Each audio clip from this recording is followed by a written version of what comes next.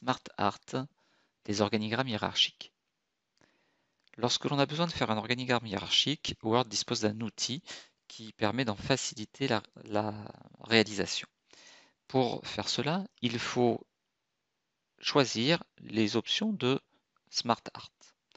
Les Smart Art, on les trouve dans le menu Insertion, option Smart Art. Sauf que, avant de faire mon Smart Art, on me demande de représenter ça sur un document en paysage. Là, ma page est orientée en portrait, puisqu'elle est plus haute que large.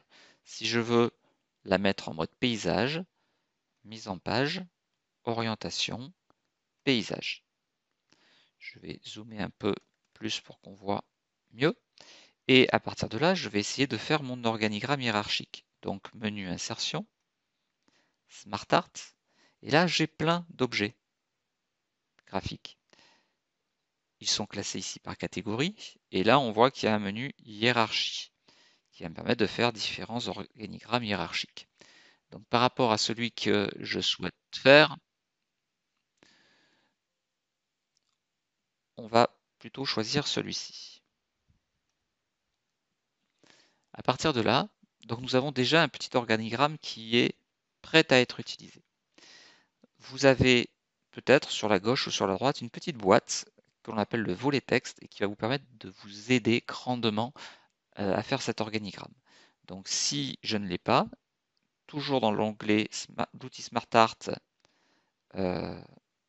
onglet création, à gauche, vous avez le volet texte. Donc on va le faire apparaître. Il faut absolument que ce soit visible, puisqu'en fait, l'organigramme va se construire à partir de ce volet et non pas directement sur l'écran.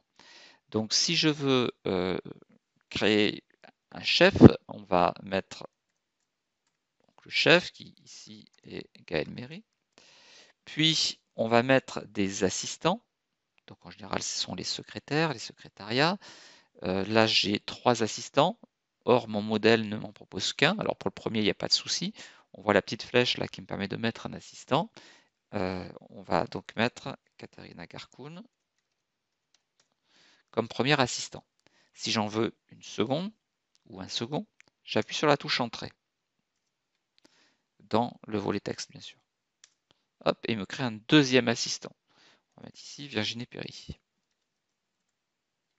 Puis, si j'en veux un troisième, on continue, on appuie sur Entrée et on va rajouter Kira Merlin.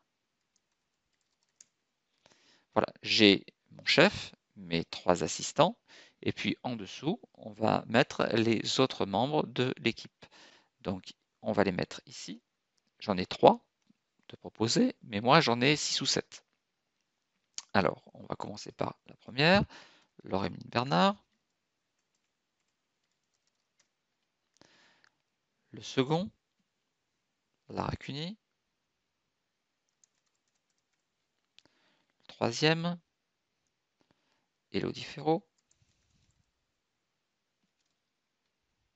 On va en rajouter un quatrième, pour cela on va appuyer sur la touche Entrée, Fabrice Lotte.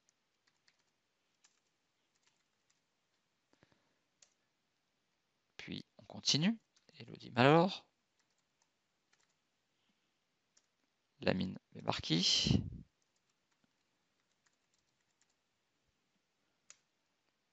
Et Lionel Nico.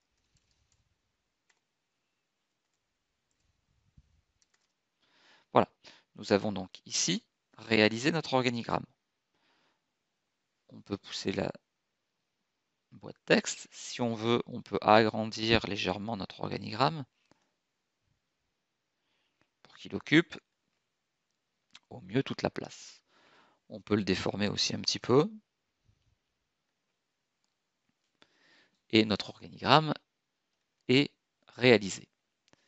Il faut bien sûr ne pas oublier d'enregistrer notre fichier enregistré sous. On va le mettre dans notre dossier Word que j'ai dans mes documents.